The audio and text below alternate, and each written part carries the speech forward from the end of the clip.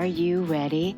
The Kornelia Stephanie Show. Wake up to love, your call to action. Join Kornelia as she empowers others to live heaven on earth.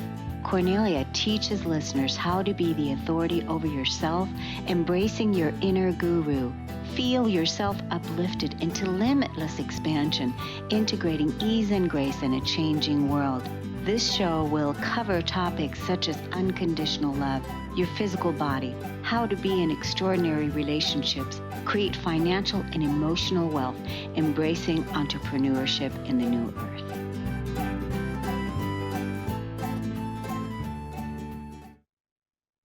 Hello, everyone. Welcome to the Kornelia Stephanie Show. It's an honor and a pleasure to be with you today on Friday and our series of the stories of hope.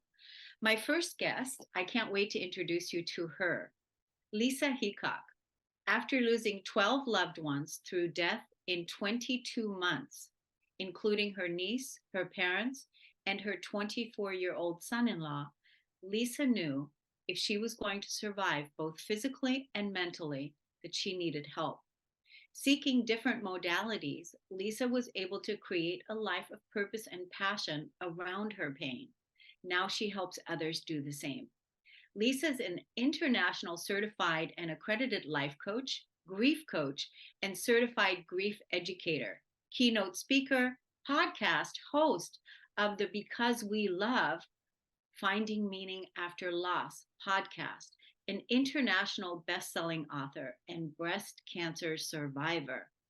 The Action Coach, helping men and women take action to live authentically and unapologetically in alignment with their values. Lisa's priority is to create a safe, confidential space for individuals who feel stuck, lost, stressed, lacking confidence and clarity, or grieving any type of loss, to create a life of passion and purpose. Using her own experience, her education, empathy, and intuition, she helps men and women rebuild, transform, and take action to create the life they desire and they deserve. Welcome to the show today, Lisa. Thank you so much for having me. It's great to be here. My goodness, you have had quite the journey, like we were talking about in the green room before coming on the show today. Yes, I sure have. Yes. So all the losses, the 22 losses that you experienced, they all happened in a short amount of time. And how many years ago? There were 12 losses between 2018 and 2019. So it was just one loss after another, including your parents, your niece, and other family members. Yes. Yeah. My son-in-law, and as well as friends, spouses, friends, children whom was close to. So it felt like every time I would come up for air, I would get hit again. And obviously not just me, it was the family. We all would just get hit with one loss after another. And it was just so much compound grief.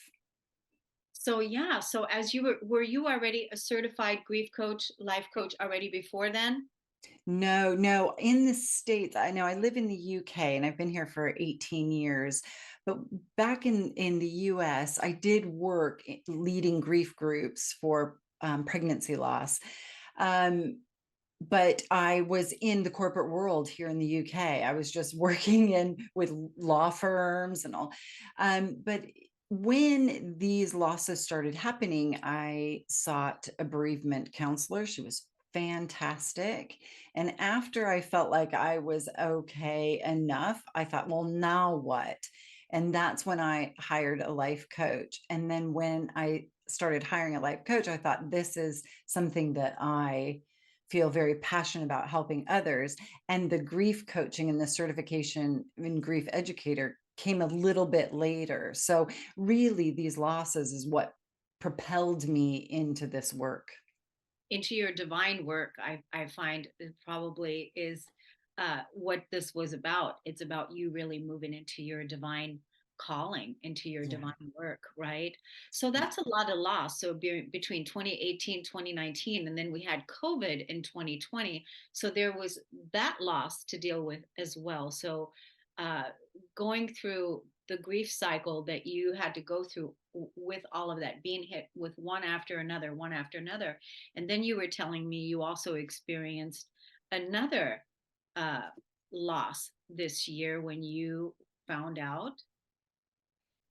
Yeah. So, yeah, COVID is an interesting one for some people. For me, I put my head down. That's when a lot of the healing started taking place. We were locked in. I went to school. I was doing these things to heal from that, and I didn't have to really be out into the world. So for me, it was like a cocoon that I took full advantage of, and tapping into the healing and different modalities and spirituality and all these things, anything I could get a hold of. Um, but then, yeah, so then there was about a year and a half of just living life and working, like, okay, I think things are calming down a bit. And then, yeah, in March this year, I went for my very first mammogram. And I'm so grateful that we have this science and we have this information, because that's when they found that I had a lot of precancerous cells and a very minor amount of cancer cells, but there was so much precancerous cells that I had a mastectomy done. The other side was fine, but for me, I was like, I don't want a ticking time bomb. Can I have the other one removed? So literally 90 days after I had my first mastectomy, um, I had the other one removed and nothing spread. It was all clear. So really I'm just one of the very fortunate ones that it was caught super early. Wow. And the energy I feel from you is just so at peace with where you are. What it brought up for me right away is that you also had to deal with the loss of your breasts, and what that would bring up. So it feels to me like, with all of the experiences that you had in dealing with grief, dealing with loss over the last years, that that prepared you for this. It And did. It absolutely did. And that, the resilience, the tools and the things that I had already been working so hard on and teaching others to do the same. It was like, I teach this stuff. I've lived this. And what I can say without, and it's everybody it's all a very personal experience. And this is just my own personal experience, was that I was very adamant about my decision. I was very focused. I still haven't looked back. I have zero regrets with my decision of having the mastectomies on both sides. Um, and for me personally, it was just, I I already had a plan years ago, and my daughter even said, one of my daughters said, "I remember you saying this, that if there was ever any breast cancer, that you would just want them both removed." And I was like, "Wow, I did say that years ago." wow. So I had a plan, and yes, these losses really gave me the tools on how my mindset, and I have amazing support. And that we talked about earlier, that is huge. I have an amazing partner. He's fantastic. My daughters, my friends, they are the ones who really, I think, even struggled more than I did. It's harder to be on the other side than it is to be the patient. Yeah, because they also probably look to you and see you as a source of strength. And then when something like this happens to you, it's like, hey, oh my God, that's where their stuff will then come up, you know, Yeah. because it's happening to you, their source of strength, their source of stability and calm, that has all the tools. And now you were faced with your own healing crisis, but all the experiences that you had prior to were gearing you up to be able to go through this very challenging and difficult time. Like I said, I feel your energy completely at peace. And so, what would you like to say to the audience today in, someone that is struggling, that is in deep grief, what would you like to say to them? Well, first of all, whatever they're feeling and experiencing is completely normal. There are no rules when it comes to grief and loss. And my advice is to seek any modalities that they need. So I grabbed a hold of everything, whether that's therapy or sound bath healing or, yoga or life coaching or grief coaching, anything that they can hold on to, and just offer the hope that as they work through these things, that we never get over the loss of our loved ones because they're our loved ones, but that we can carry our pain. We can create a life of purpose and passion around our pain and take it with us. Yes, that's wonderful advice.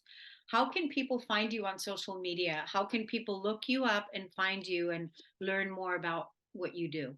Like your Yes. podcast, even. Yeah, Yes. So the Because We Love Finding Meaning After podcast, after loss podcast, holisticlifecoaching.org.uk is my website.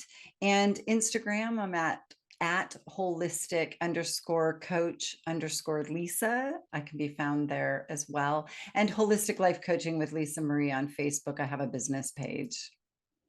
that's wonderful. I mean, I'm just so proud of you of how you've moved through all of everything that you've had to deal with. And I'm just honored that you came on the show today to inspire us. You have to have a true desire and a true will to live. And you certainly have that. And that Thank is inspirational for people. Thank you. Thank you so much for having me. It's an honor to be here. Yes. Thank you so much. And I wish you so many blessings, continued blessings on your journey of healing. And thank you for coming on the show today. Thank you so much. We're going to take a break on the Cornelia Stephanie Show. We'll be right back.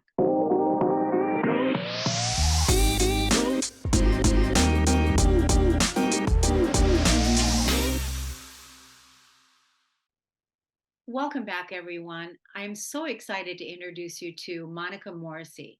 She was a public educator for over 30 years. Her experience teaching others helped her gain the knowledge that she would need for the unexpected career change, becoming an author and a spiritual healer. Following her intuition like never before, she began sharing stories about synchronistic events revealing that our souls never die. At the age of 50, she published her inspiring Dimes from Heaven, How Coins and Coincidences helped me discover my life as an empath, book to help others understand our connection to loved ones who are in the spirit world and how our thoughts affect our health. Dimes from Heaven was a finalist for the International Indie Book Awards in the category of death and dying and was an Amazon #1 top new release in supernaturalism. Her second book, More Dimes from Heaven, shares her story to be an author with so many synchronistic events along the journey. Her third book, as she told me in the green room before we came on, Once Upon a Dime, Heaven is Talking to Us. She's going to tell us today about that book. Do you know how to listen? Welcome to the show today. Thank you for having me. So, Monica, tell us about your new book, the book that a lot of people are really loving. What that book is about and what you're helping them with. Yeah, so my first two books were my personal story about connecting with my dad after he passed. He gave me a special Liberty Head dime necklace before he passed. And so I knew 2 weeks after he died that the dime that I found on top of a mountain where I used to call him, I knew it was from him. And it started me on this kind of soul journey. I'd already started kind of digging into this, understanding this, but had never really experienced it for myself. So my first two books were really about my journey and understanding how our thoughts really affect our health.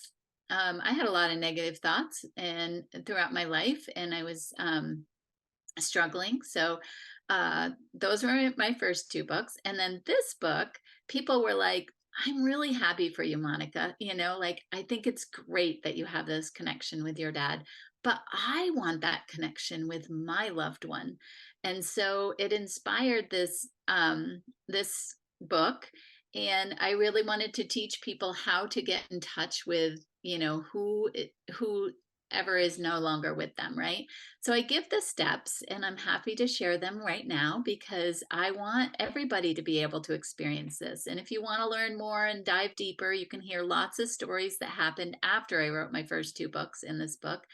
So basically, the dime, I knew it was from my dad because him and I had organized his coin collection. We had worked on this project together. So I knew that the dime was connected. We also had this conversation before he died that a dime's just a dime until it's a dime from your dad. And then it's a really, it's a dime, right? Or a dime from your grandfather. And so I had this conversation with him, 3 days before he passed. And so I knew, and then the dime in the mountain was just the beginning. I can't even tell you. I could tell dime stories all day long. So I really want the person to figure out what connects you to the other person. So it has to have like some background story to it. I test the theory in my book with keys, and I won't tell you the whole story about the keys, but there's a reason why the keys were important. It had to do with a story of my dad's best friend.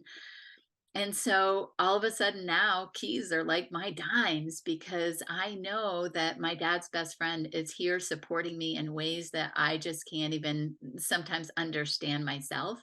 So figure out what that is. You need to think it, you can write it, but then you have to let it go. So you determine the what. It could be a pink elephant, but it has to be like a filter on a computer. Like you have to filter down and you have to get really specific. Otherwise, you're not going to believe it. If you say, I want to see a bird, well, there's a ton of birds when I walk outside. But what if I asked for, you know, a bluebird or a cardinal and really got specific? And then you need to look other places too, like even in your Facebook feed or, someplace else, maybe a decoration. All of a sudden you'll just walk into somebody's house and be like, oh, there's a cardinal right there. Wait, that's what I asked for. So that it will be that element of surprise. The how and the when is up to the universe. We don't get to decide on the time. We don't get to decide where it's going to be. We just determine the what. And that's what I really want people to think about and feel. And you can also believe in this, you can apply this to your life too. Like if you want something, then you think about it and you write it down and you tell the universe, I'm putting in an order, just like I'm ordering food at a restaurant. I'm going to put in my order and this is what I'd like. And then again, you have to sit back, be patient and wait. Yeah, I really like that because it really puts you in a curious state. It puts you in a playful place, and you're always in a curious state to be open to allow the magic to present itself to you. And that's a really playful way to communicate with the loved ones, with the beloveds, with the universe. Yeah. So I also, in this book, I explain that the 5 stages of grief were not meant for someone who is grieving. Mm. Kubler-Ross, who um, invented them for someone who is dying, facing their own death. And so a lot of in America, they're normalized, right? Like, oh, I got to go through the stages of grief. But there's new research saying there's two new stages of grief. And one of them is to find meaning and to keep that legacy of your loved one alive is super cool because, like, when I'm doing things in my business, I think, what would my dad do? Who was he? What did he teach me? And so I use that energy. And then also to stay connected to that person. And that just, I don't know, it just fills my heart, to be able to do that. Yeah, it's beautiful. Show us the necklace that you showed me during the break. Oh, so it's a Liberty head necklace. It was the one that he gave me was a 1919, and it means freedom of thought. And so I really like latch on to that idea is do we have freedom of thought or are we so like, trained in different things? And so I like to, express freedom of thought. I have the freedom of thought to believe in this. Yes, that's beautiful. That's so beautiful. Show us the book too, because you also have a Mm. beautiful book cover of your book as well. Go ahead and speak so you can be highlighted. So, once upon a dime, heaven is talking to us. Do you know how to listen? When proof of the afterlife activates the secret signs from the universe. That's beautiful. And that book is available on Amazon. Yep, it's available in Kindle, in paperback, and on audio, and it's me reading it because I was a teacher for so long and I just love stories and I love to read, and so it's me. So now that you are a spiritual author and communicator and healer, you never thought you would be writing a book. Nope. I hated writing. I was a teacher for 30, well, I was working in the public school system for 32 years, and I hated to teach writing because I wanted kids to be able to write about what they wanted to write. And of course, we were told what they were supposed to write about, and it didn't seem right. I wanted them to write from their soul. If they were, if they had ducks, I want them to write about their ducks or write about their grandfather. I just wanted them to free write, and that sometimes we could do that, but we couldn't always. So I hated writing. But it's been really therapeutic and healing for me. I also have a free grief journal that's available on my website. So if you go to monicalmorrissey.com, you can download the PDF file. And the prompts that are in there are to help connect you with your loved ones. Great. So and you also have in your book, you also talk about grief in your book as well, right? Correct. Yep. Yeah. Hmm. Because I think right now a lot of people are experiencing, so many different losses, whether it's relationships, pets, or homes, or whatever. And I think that the more that we normalize making grief normal, because it's part of our humanity, that we don't push it away or bypass it or make it seem like it's too much, even though it is, hard to feel the grief and go through it during the time of loss. But it's part of our humanity. I always wanted to create a T-shirt that said, "I'm grieving," so that when I feel a wave of grief, or I'm going to the grocery store, or I'm going somewhere, and I feel that grief, and if I don't want to put on a smile that day or whatever, I can just put on my T-shirt and it just says, "I'm grieving." And then when I go through the checkout line, I don't necessarily have to put a smile on or whatever. I can just be in my grief. And the person that is helping me can have compassion for what I'm experiencing. Yeah, we never know what's going on with people, and a lot of people stuff down their grief, and it really makes you ill, you Yeah, know? exactly, exactly. And that's what we don't want. That's why I said, normalizing grief, embracing the grief, diving deep into the grief, and being okay with that. That's part of where the healing begins. How can people find you on your social media? Where can they look you up? Facebook group is the where I'm most active, and it's called Dimes from Heaven, and you'll see a picture of the Once Upon a Dime book. That's how you'll recognize it, but it's Dimes from Heaven on Facebook is the easiest way. And if you go to my website, monicalmorrissey.com, then you can also find all the links for everything there. So, how long have you been doing this journey now? 4 years. 4 years. And so, do you have any future books? Uh, Yeah, and so I met with a reader today, and she kind of narrowed it down. I wasn't sure. It's going to be some sort of like workbook of like understanding your spiritual self because I love to teach, and so it'll be something that people can kind of work through if you're interested in learning more about this type of stuff. Well, that's just wonderful. I love how you're communicating with your loved ones and with the universe and teacher. You're a natural teacher, so teaching others how to do that. Thank you so much, Monica Morrissey, for coming on the Cornelia Stephanie show today. And we're going to take a break and we'll be right back.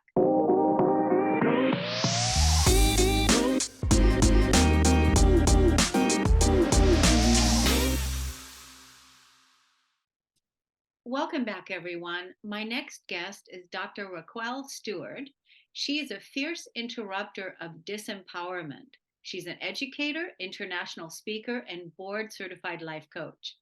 Raquel is the author of The Audacity of Self, Dare to Put You First. This book takes the readers through her experiences from brokenness and pain to a life of possibility.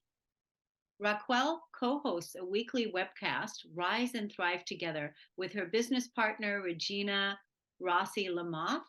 Rise and Thrive Together is a vibrant community committed to educating, empowering, and equipping you to get the results that you want through real talk, real actions, and real results. Welcome to the show today, Raquel. Thank you so much, Cornelia. It's so great to be here with you. I appreciate it. Thank you. You were mentioning you were at a conference and you stepped out to have this conversation with us right now. So we appreciate you coming on and talking to us about what did you want to highlight? I want to highlight embracing your imperfection and brokenness. Okay. And what do you want to say about the imperfections and brokenness that so many people feel? So, it's interesting. I just had a conversation with someone and we were discussing imperfections and weaknesses and how do you spend time building and fixing your weaknesses. Of course, that's what that person said. For me, your weaknesses are a part of who you are. They create the entire being, right? And when we have a tendency to focus on our weaknesses, and depending on your mindset is really, really big. So if you have the kind of mindset where if you focus on your weaknesses, that will just bring you down. My question is, why would we focus on the weaknesses? Why wouldn't we focus our energy and our time on our strengths and promoting those? So I'll ask the audience a question because this is what I love to do. And would you, when you first meet someone, would you say, hi, I'm someone who's impatient, I have very little self-esteem, and it is such a pleasure to meet you? How many of us introduce ourselves that way? For the most part, we introduce ourselves and we present our strengths because we want to be seen in a good light. Now, that's not the only reason we do it, but when we focus on our strengths, that helps to build us up and let us know that we do have abilities. The other day, I was doing some research, I'll tell you, Cornelia, on brokenness and what that means. And when we see, if we break something, glass, a vase, plate, whatever it is, we look at it and like, oh my gosh, I can't believe I did that. And we immediately go and get like the dustpan, vacuum, whatever it is, to remove and discard that broken item. But here's something I discovered. There's something there's a Japanese art form called kintsugi. And kintsugi works with broken pieces and they pour gold, they mix it up, pour gold in it to preserve and hold it together to show that there is beauty in our brokenness. There is beauty in our imperfections. And many of us may have that kind of artwork in our homes. And if you don't believe there's beauty in brokenness, look at a mosaic. When you look at someone's chandelier, or they have a vase and it's created from something that was broken, but it is so beautiful, it does serve a purpose. And so do you. You have a purpose that you serve, even if you've been broken. We've all been broken in one way or another. We've been hurt. We had a bad relationship. We have lost jobs. We felt like we were nothing. But it is about mindset and how you shift, how you see your brokenness. You're useful, you serve a purpose. That brokenness is to create the person that you will be. So don't look at it as, oh my gosh, I'm broken, no one will ever want me. Are you serious? Think about that artwork and how beautiful it is and how expensive, and people want that. And you do have a purpose. We're all here for a purpose. We have it with our faults, flaws, weaknesses that creates all of who we are. I went through a relationship where I thought this was it. This was so amazing. I'll never have to look again. And that could not be further from the truth. That relationship ended and I was brokenhearted. But that brokenness, I didn't let it live there. I used it I didn't let it destroy me. I used it. And how did I use it? I tapped into my community. I tapped into the people around me who were not yes people. The people who would say, okay, Rack, how long are you going to stay here? And how is this benefiting you staying in this place, this dark place? How are you going to use that? And it was just really simple. Just tell other people my story. And hopefully my story can help them to realize that brokenness doesn't have to break you. Brokenness is there, and it can be, you can create something beautiful out of your brokenness. And that's what I really love telling people. I love showing them the kintsugi and understanding. And when you say mosaic, it's kind of like this. Think of brokenness as a sliver. Anyone have curtains? You have curtains in your home? I don't. And you you have curtains in your home, and sometimes you don't close it all the way, and there's just this thin sliver of light that comes through that curtain. See the curtain as the brokenness, and that slim sliver of light that's coming through is called hope. There is possibility. There's that light that's shining and saying, hey, come this way. And that's how we need to shift our mindset. And we all do. Shift the mindset to see that sliver as an opening. That's something reaching out. Could be a person that's reaching out to you saying, hey, I'm here. I'm here for you. Just come this way. Instead of just seeing the darkness and the brokenness, see that small sliver of light that's there to guide you. That's the purpose of light. Light is there to guide. But we have to shift. And we all, as I said before, we all have to just shift that mindset to see that that's a helping hand. That's your community. That's hope. And that's where you can start to build. You're not going to get it perfect. I know I didn't get it perfect when I felt broken. There was nothing perfect about it. But I believed in me. And I just had to believe enough to bring myself back. And I have a great community. And your community is there to help. Now, if you don't have a community, there are always people who are outside here willing to help. Kornelia has this show for a purpose. Inspirational stories. We're not here making this up. This is stuff that we've actually lived. And we can give you that information and let you know, yes, it is possible after brokenness to be beautiful. There is beauty in brokenness. And that's a message that I really want people to see and understand. There's beauty in brokenness. That's a beautiful message. That's a beautiful story. So how long have you been doing this work? You've obviously been speaking for a while. You've been coaching and helping others for a while. How long have you been doing this work? And did you start the work uh, because you wanted to help people? Was that your passion and purpose? I'll tell you, I did not always want to help people. I was I didn't think of it as helping. I was an educator for many years. It's about 19 years I taught the college level. And I never thought what I did helped people until one day I realized, you know what?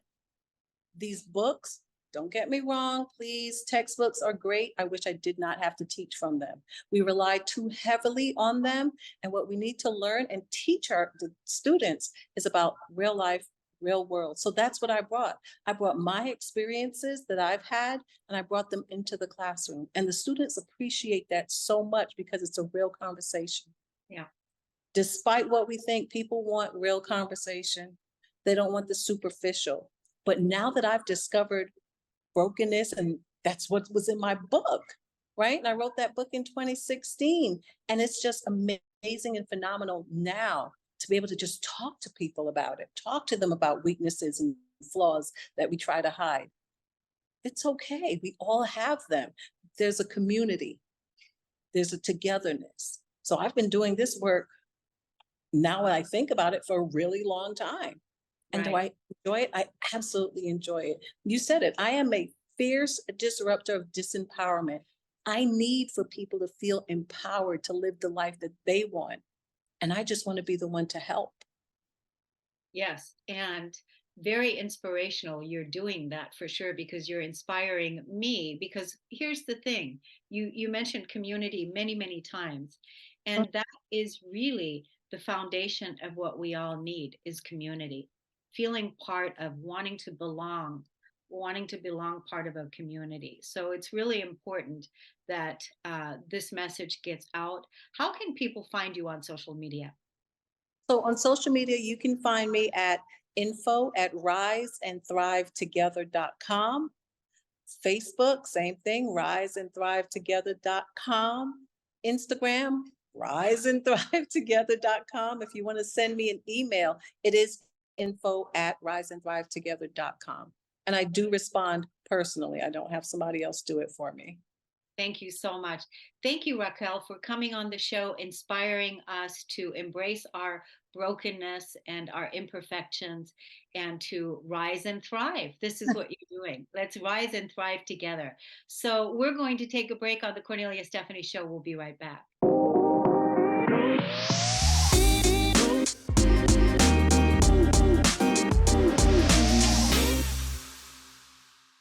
Welcome back, everyone. My next guest is Michelle Vandepas.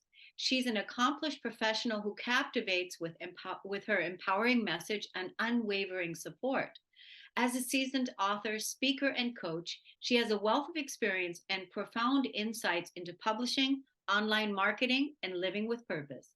Michelle lives in the mountains of Colorado, where she lives with her family, 40 goldfish, and the occasional mountain lion or bear. Oh my. Michelle is often walking through nature, thinking of new ways to help her clients live the most authentically successful lives, and also grounding herself in the beauty of the world around her, whether at home or through her travels. Welcome to the show today, Michelle. Thank you. It's great to be here. I so appreciate the opportunity. So I just love the fact that you're nestled away there in the Colorado mountains and you're writing books and you're publishing and you're being a mom and you're doing all of these things to not only support yourself and your family, but also help so many entrepreneurs that are rising into their creative expression as well. Yeah, absolutely. I find that being an entrepreneur is just so creative anyway, right? It is, it really takes everything we've got, and we've got to be really in touch with our own intuition. We have to be in touch with our heart. The really great entrepreneurs are able to make judgment calls, make quick decisions. And the way into that, to be able to do that with confidence, is through building your own intuition, through creativity, through nature. I have very specific tools that I use personally and I help my clients with to really open up even more creativity, whether you're writing a book, starting a business, launching something new, running a podcast, right?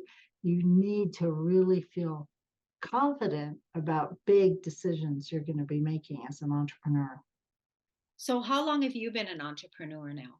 Oh, I think so. I did a speech once that popped up in my feed today, and I did the speech like a decade ago. And I talked about my first entrepreneurial venture at home when I was about 6. So I think it's in my genes. I started my first like real business when I was 27, but I did lots of things as I was growing up. There's a difference, I think, between people who self-identify as entrepreneurs and people who identify as business people or starting a small business. And both are relevant and it doesn't matter, right? But I self-identify as an entrepreneur because I'm always looking for the next thing. I'm always looking for what can I start and what can I create. So I've been doing it my whole life, but at least 40 years as Wow. That's a amazing. That's amazing. So you've always been an entrepreneur at heart and you've been living it out. So I've had 2 jobs. Oh, you've had 2 jobs? Yeah, one lasted, I think, a couple of years when I was like 20, and the other one lasted about 3 months. Okay, yeah. So that wasn't for you. Yeah. You were meant to be the boss in charge. Yeah, in charge of me, Yeah, that's right? The boss in charge of me. yeah, boss in charge of you. Yeah, exactly. You needed to. Are you an Aries rising by any chance or an Aries?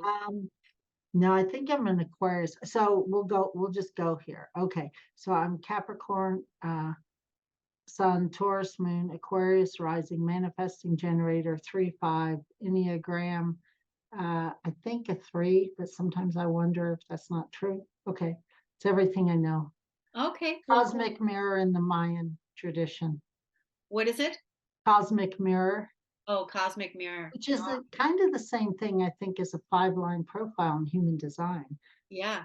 Since Well, you- so you've used all the modalities to go deeper into yourself also and know, Yeah, and I published a lot of books about some of these modalities. So that also gives me further insight.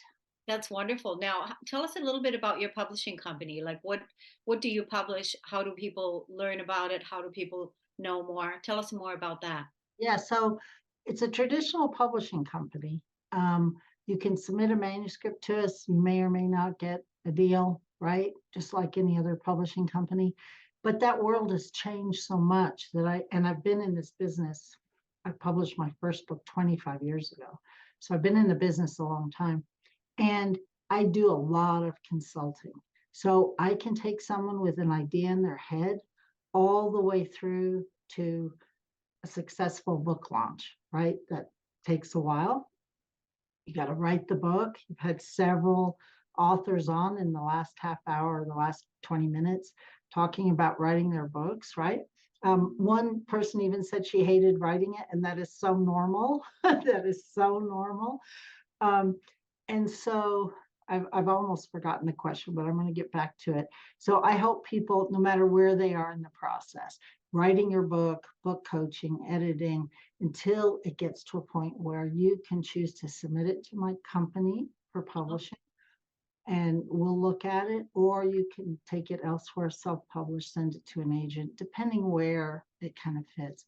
I tend to work with people who have inspirational messages. That could be something like astrology or human design. It could be trauma, it could be healing, it could be weight loss, it could be being your best self and overcoming, like some of your guests talk about, overcoming grief or health challenges. I publish a lot of work about that.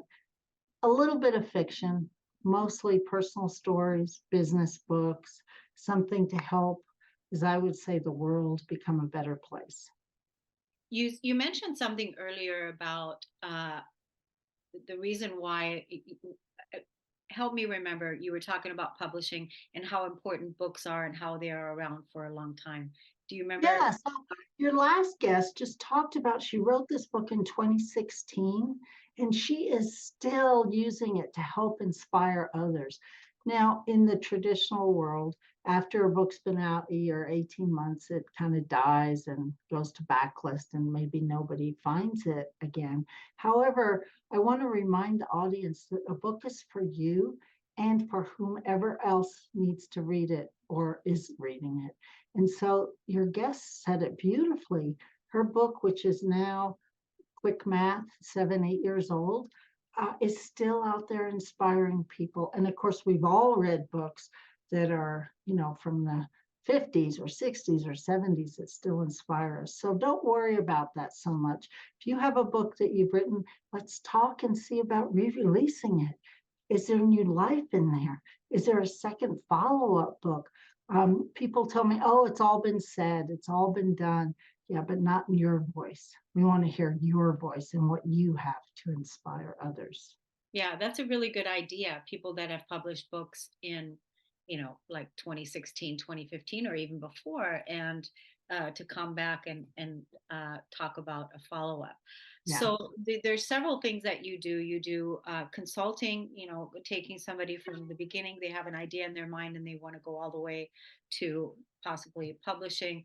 So there's a consulting that takes place there, and there's also then the manuscript then gets sent into your publishing company. It may or may not get taken, but those are the two things that you're offering. Yeah, and I run group programs to help you get your first draft manuscript actually written.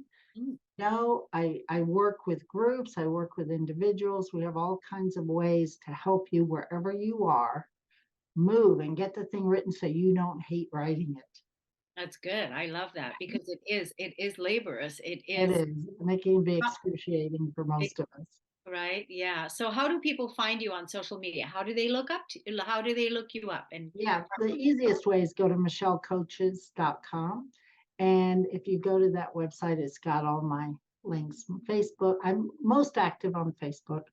Been doing it the longest. Facebook, Instagram, I've even got TikTok, and my website, book a call with me, phone, you can text me. It's all there at msha.ke. msha.ke. Well, I think it's wonderful that you're helping so many others express their creative wisdom, their creative talents in the way of uh, making the world a better place and putting it down in book form and getting it out there and leaving a legacy that they can be proud of. Thank you. It's been an honor. Thank you, Michelle.